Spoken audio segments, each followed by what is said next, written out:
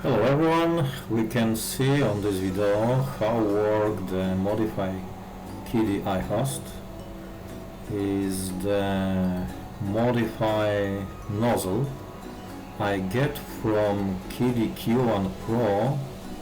The Volcano nozzle is not exactly Volcano, it's shorter, about 2 mm from Volcano, but work very good here. I put them and test. Now I work, put something to print.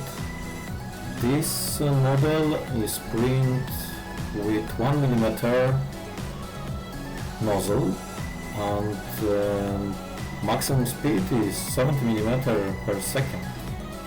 The Volcano nozzle what I use give me more volumetric flow from 12 cubic millimeter to 24 cubic millimeter per second for the ACA, and the quality of print is very good, and also print fast, not 30 hours, 35. The object I print about 14 hours 15 minutes, and the modification is very good for this printer. It's also